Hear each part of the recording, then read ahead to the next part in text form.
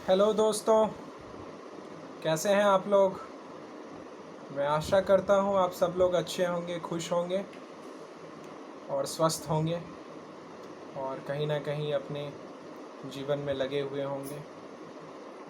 तो दोस्तों, आज फिर से हम चर्चा करने जा रहे हैं अपने उसी संवैधानिक विकास पे, जिस संवैधानिक विकास पे मैं दोस्तों तकरीबन 5 से 6 वीडियो बना चुका हूँ और जिसमें एक सीक्वेंस को मैं फॉलो करते हुए आ रहा हूँ और उसमें मैं धीरे धीरे आप लोगों को ये बता रहा हूँ कि किस तरीके से हमारा संविधान बना और उस संविधान को बनने में किन किन चीज़ों का योगदान रहा। तो दोस्तों, इससे पिछली वीडियो में मैंने चर्चा की थी 1858 के अधिनियम की और मैंने आप लोगों को ये भी बता दिया था कि 1858 से मीन्स 1858 से जो भी एक्ट आने लगे उसमें एक नया नाम जुड़ गया, अधिनियम। मतलब अब 1858 के बाद के जो भी अधिनियम आएंगे उसमें अधिनियम लगा हुआ होगा। और पहले आपको सुनने को मिलता था एक्ट, जो आपने 3-4 चार्टर एक्ट देखे, ठीक है दोस्तों, जिसमें मैंने इससे पिछली वीडियो में जिक्र किया था 1853, मतलब 1853 के अंतिम चार्टर एक्ट का मैंने जिक्र किया था। लेकिन अगर आप 1853 के बाद अगर 1858 के एक्ट की बात करें तो उस एक्ट को नाम दे दिया गया क्या, तो भारत शासन अधिनियम। मीन्स आप देख रहे हैं एक्ट से अब चेंज आ गया अधिनियम। तो ये एक म्यूचुअल अंडरस्टैंडिंग उस टाइम में बनी कि जिसके तहत ये तय हुआ कि अब जो एक्ट आएंगे उनमें ये अधिनियम शब्द जुड़ा हुआ होगा। तो दोस्तों, पिछली वीडियो में मैंने 1858 मीन्स 1858 के एक्ट की चर्चा की थी, जिसमें कुछ विषय इससे पिछली वीडियो में कवर अप नहीं हो पाया था, तो मैं उन विषयों को आपके साथ जिक्र करना चाहूँगा। तो दोस्तों, जो 1858 का हमने एक्ट पढ़ा है पिछली वीडियो में, उसको आप जितना पिछली वीडियो में पढ़ा उतना ही ना समझें। उसमें और भी कुछ चीज़ें हैं जो मैं आपको इस वीडियो में बताने जा रहा हूँ। मतलब इस वीडियो में हम पहले अभी 1858 के एक्ट को ही दोहरा रहे हैं और उसमें कुछ चीज़ें जोड़ रहे हैं। तो दोस्तों, 1858 का जो भारत शासन अधिनियम था, उस भारत शासन अधिनियम के तहत मतलब उसमें ये प्रावधान तय हुआ, उसका एक प्रावधान था कि जो अब गवर्नर जनरल थे उसके स्थान पर अब क्या आ गया, वायसराय। मतलब गवर्नर जनरल के स्थान पर अब कहा जाने लगा क्या, वायसराय। तो अब ये पहले प्रथम वायसराय जो थे वो थे लॉर्ड कैनिंग। कौन थे, लॉर्ड कैनिंग। तो आपको याद रखना होगा, प्रथम भारतीय वायसराय, मतलब जो गवर्नर जनरल को नाम बदल कर दे दिया गया वायसराय का, तो वो प्रथम वायसराय कौन थे, तो आप याद रखेंगे कौन थे, तो वो लॉर्ड कैनिंग थे। ठीक है दोस्तों, उसके बाद अगले प्रावधान की ओर हम बढ़ते हैं। तो इस प्रावधान में क्या हुआ, मतलब इस 1858 के अधिनियम, भारत शासन अधिनियम के तहत क्या हुआ कि 15 सदस्यीय परिषद का गठन हुआ। कितना, 15 सदस्यीय परिषद का गठन हुआ, जिसमें से 8 जो इसके 15 में से 8 जो इसके मेंबर थे वो ब्रिटिशर्स थे और 7 जो थे वो कंपनी के सदस्य थे। तो यहाँ पर थोड़ा सा आपको कन्फ्यूज़न आएगा, लेकिन मैं उस कन्फ्यूज़न को आप लोगों को दूर कर देना चाहूँगा कि मैंने आप लोगों को 1853 का मीन्स 1853 का जो एक्ट बताया था, उसमें मैंने आप लोगों को ये जानकारी दी थी कि कंपनी ने जो है ब्रिटिश ईस्ट इंडिया कंपनी पे पूर्णतः व्यापार पर प्रतिबंध लगा दिया गया था। मतलब ब्रिटिश संसद को मतलब कि जो व्यापार है वो अब कंपनी व्यापार नहीं करेगी, अब क्या करेगी, सिर्फ और सिर्फ शासन करेगी। ठीक है दोस्तों, तो अब क्या हुआ कि जो ये 15 सदस्यीय परिषद का गठन हुआ, उसमें से 8 जो है वो ब्रिटिश कंपनी से लिए गए और 7 जो थे वो कंपनी के सदस्य थे। ठीक है दोस्तों, कंपनी के सदस्य थे। ठीक है दोस्तों, और उसके बाद जो ये 15 सदस्यीय परिषद का गठन हुआ था, उसका नियंत्रण आ गया था किसके हाथ में, तो भारत सचिव पद के नियंत्रण में। जो भारत का सचिव पद था, मतलब सचिव किसको बनाया गया था, तो वो भारत के थे, तो उनके नियंत्रण में ये 15 सदस्यीय परिषद का गठन आ गया था। मतलब वो पूरी छारभार उनके ऊपर आ गई थी कि वो उसको अब कंट्रोल करेंगे या वो उसको अब हैंडल करेंगे। और उसमें ब्रिटिश मंत्रिमंडल के भी जो हैं क्या है, कुछ सदस्यों को लिया गया था। ठीक है दोस्तों, तो ये था आपका 1858 का भारत शासन अधिनियम। अब दोस्तों 1858 मीन्स 1858 के बाद जो अगला अधिनियम आया, नेक्स्ट अधिनियम आया, वो आया 1873 में, मीन्स 1873 में। तो 1873 का जो अधिनियम था उसमें क्या प्रावधान थे, उसमें क्या जो है रूल बना या क्या देखने को मिला, अब हम उसकी चर्चा करते हैं। तो 1873 के अधिनियम के तहत जो प्रावधान था मैं उसकी चर्चा करने जा रहा हूँ। तो इसके अंतर्गत औपचारिक तौर पर ईस्ट इंडिया कंपनी के शासन को समाप्त कर दिया गया। मतलब औपचारिक तौर पर आप ये समझें कि पिछले एक्टों में ये देखा गया कि चर्चा की गई कि जो है वो ब्रिटिश ईस्ट इंडिया कंपनी को बिल्कुल, उसके व्यापार को बिल्कुल क्या करना है, ख़त्म कर देना है। लेकिन इस एक्ट में पूर्णतः पारित हो जाना, मतलब एक कानून बन जाना, एक कानून के तहत। तो ये क्वेश्चन यहाँ से उठ सकता है कि किस अधिनियम के तहत जो है वो ईस्ट इंडिया कंपनी के शासन को समाप्त कर दिया गया। तो दोस्तों आप लोग याद रखेंगे कि 1873 के अधिनियम के तहत ईस्ट इंडिया कंपनी के शासन को समाप्त कर दिया गया। ठीक है दोस्तों, तो 1873 के अधिनियम के तहत ईस्ट इंडिया कंपनी के शासन को समाप्त कर दिया गया। और दोस्तों इसमें आप जो है तारीख को भी याद रख सकते हैं, 1 जनवरी 1874 को भंग कर दिया गया। ठीक है दोस्तों, तो जो ईस्ट इंडिया कंपनी थी उसको क्या कर दिया गया, जो है वो भंग कर दिया गया 1 जनवरी 1874 को। मतलब कि अब वो कहीं पर भी एग्जिस्ट नहीं करेगी, वो कहीं पर भी अब अपना व्यापार या शासन नहीं करेगी। ठीक है, उसके बाद दोस्तों अब हम चर्चा करते हैं कि 1873 के बाद जो अगला अधिनियम आया वो आया 1876 में। तो इस 1876 के अधिनियम को एक नाम भी दिया गया। वो नाम क्या था, तो शाही उपाधि अधिनियम। फिर से आप दोस्तों सुन लें, शाही उपाधि अधिनियम। मतलब इस अधिनियम के तहत क्या हुआ कि लोगों को उपाधि दी जाने लगी। ठीक है दोस्तों, जिसमें कि गांधी जी को भी उपाधि दी गई, सरदार वल्लभ भाई पटेल को भी उपाधि दी गई। तो इस तरीके से लोगों को क्या हुआ, उपाधि दिया जाने लगा इस एक्ट के तहत, इस अधिनियम के तहत। कौन सा अधिनियम, 1876। तो दोस्तों याद करें, इसी वीडियो में हमने 1858 के कुछ बचे हुए कंटेंट को डिस्कस किया, और उस 1858 के बाद जो अगला अधिनियम आया 1873 का अधिनियम, उसको हमने डिस्कस किया। और अब 1873 के बाद जो हमारा अगला अधिनियम आया था वो 1876 का था, जिसका नाम था शाही उपाधि अधिनियम। तो अब देखते हैं कि इस शाही उपाधि अधिनियम के तहत क्या प्रावधान थे, जो मैंने आप लोगों को बता भी दिया कि इसमें उपाधि दिया जाया करता था। तो ईस्ट इंडिया कंपनी को औपचारिक रूप से भंग किए जाने के बाद ब्रिटेन की सामग्री महारानी विक्टोरिया को संपूर्ण भारतीय क्षेत्र की साम्राज्ञी घोषित कर दिया गया।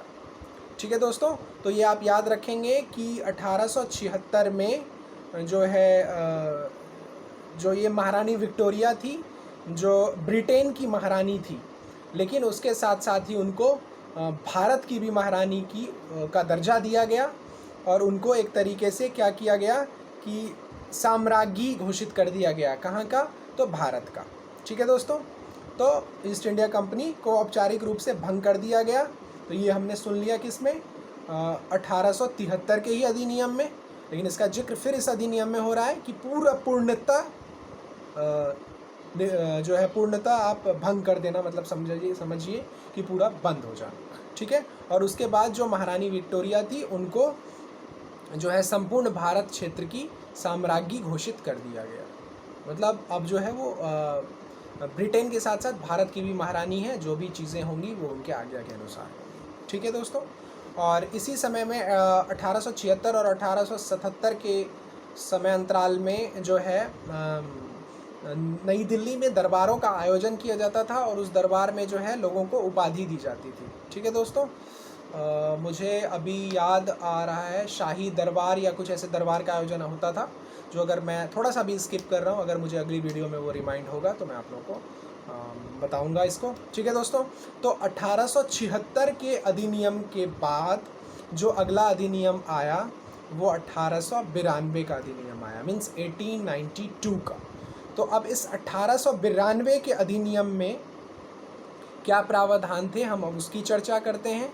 तो 1885 में, कब, 1885 में कांग्रेस के गठन के बाद तत्कालीन भारतीय नेताओं ने यह सुझाव दिया कि भारत में प्रचलित नौकरशाही पर संसदीय नियंत्रण आवश्यक है।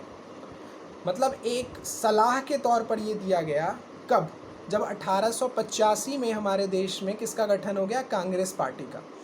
तो कांग्रेस के गठन के बाद तत्कालीन भारतीय नेताओं ने, जो उस समय के भारतीय नेता थे, कांग्रेस पार्टी के गठन होने के बाद उन नेताओं ने क्या किया, यह सुझाव दिया कि भारत में प्रचलित नौकरशाही पर संसदीय नियंत्रण आवश्यक है। जो भारत में क्या है, प्रचलित है, क्या, नौकरशाही, उस पर क्या हो, संसदीय नियंत्रण हो, मतलब पूरा का पूरा उसको कंट्रोल संसद करे, तथा भारतीयों को संसद में भाग लेने की अनुमति प्रदान करने हेतु आदि मांगों के चलते यह अधिनियम पारित हुआ।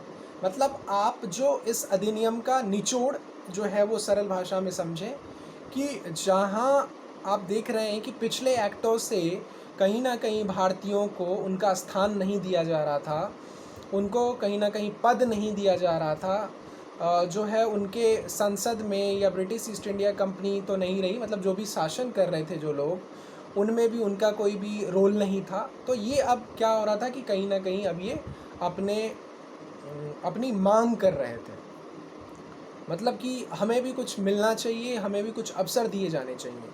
तो उस टाइम में कांग्रेस पार्टी का गठन हुआ 1885 में, और उस 1885 में जो कांग्रेस के उस समय के तत्कालीन भारतीय नेता थे, उन्होंने ये मांग की कि जो अभी हमारे भारत में नौकरशाही की जो ये व्यवस्था है, इस पर संसदीय नियंत्रण आवश्यक हो, और जो भी भारत के जो नागरिक हैं उनको भी संसद में और इन अन्य क्रियाकलापों में भाग लेने का अवसर मिले।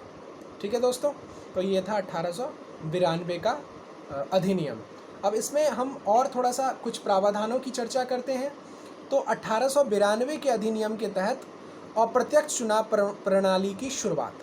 तो अब दोस्तों आप समझ लें, अप्रत्यक्ष और प्रत्यक्ष, तो डायरेक्ट और इनडायरेक्ट, डायरेक्टली और इनडायरेक्टली कहते हैं ना कॉमनली अपने भाषा में, तो उसी प्रकार आप इसे समझने की कोशिश करें। जिस तरीके से अभी हमारे भारत में जो राष्ट्रपति का चुनाव होता है वो एक अलग ही तरीके से होता है, जिसको मैं अभी आगे के वीडियोस में आप लोगों को बताऊंगा कि क्या भी क्राइटेरिया है, राष्ट्रपति का चुनाव कैसे होता है, क्या उसका नियम है।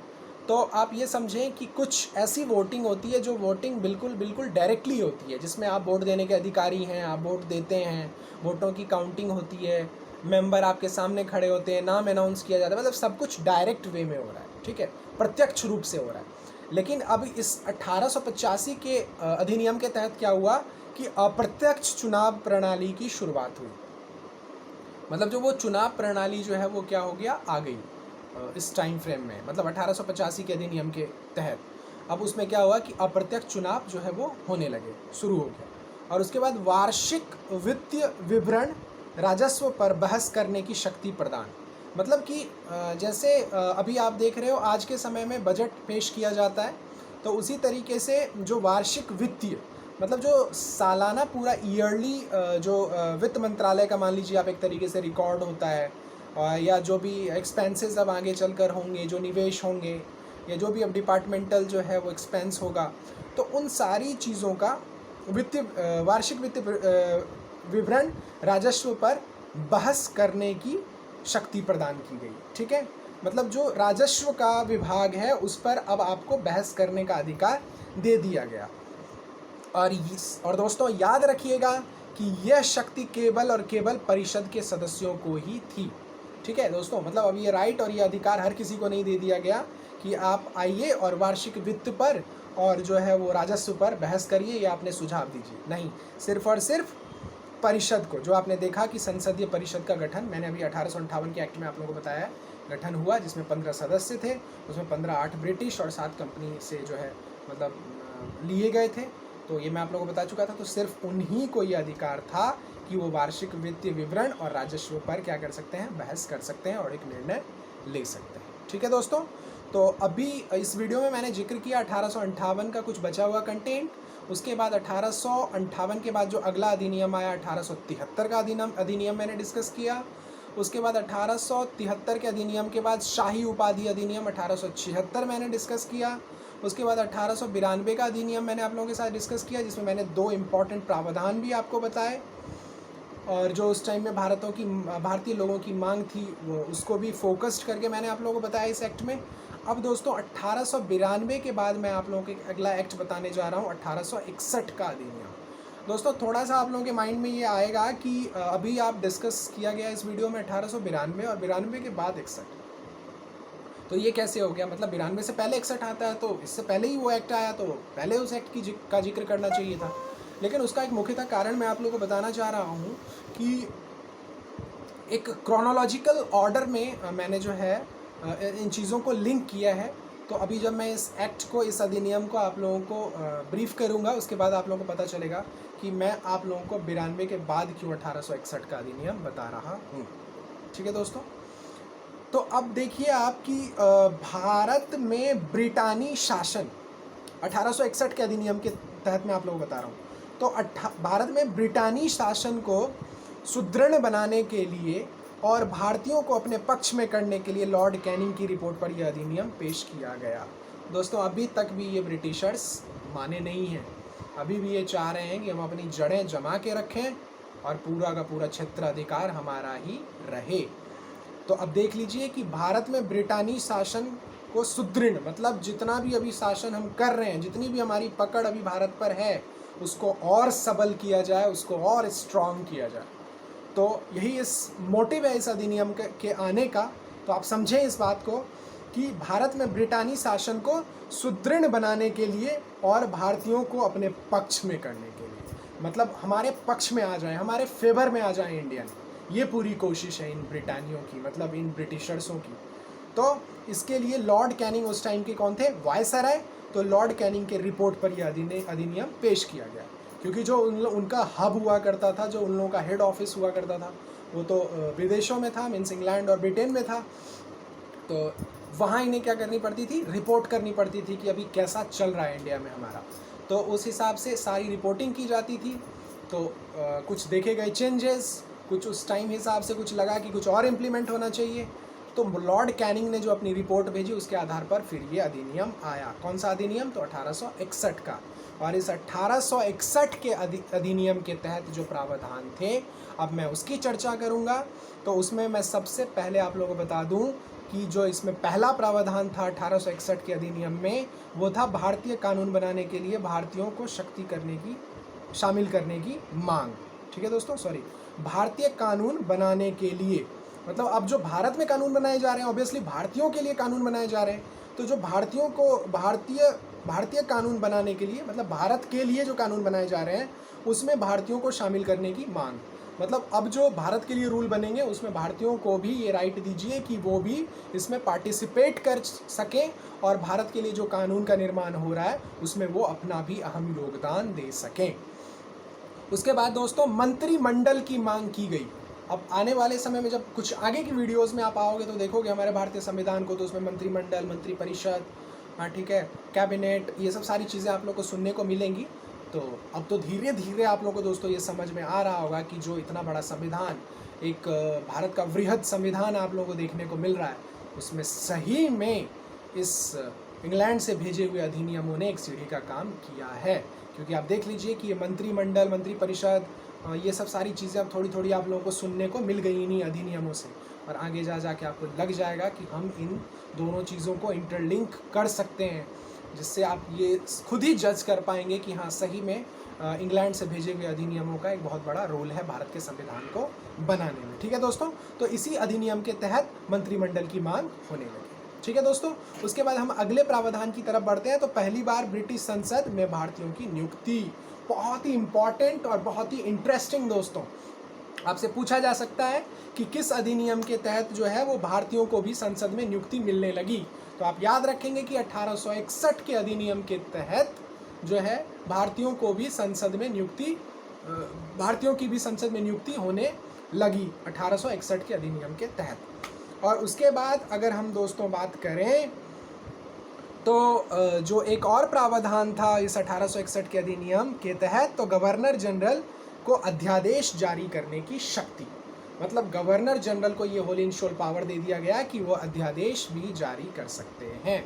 अब इस अध्यादेश जैसे वर्ड को आप समझें कि कोई एक नया कानून बनाना या कानून में कुछ फेरबदल करना या कुछ नया जोड़ना, ये अध्यादेश पारित करने की जो है वो पूरी की पूरी शक्ति गवर्नर जनरल को दे दी गई, जो उस टाइम के गवर्नर जनरल थे। कौन?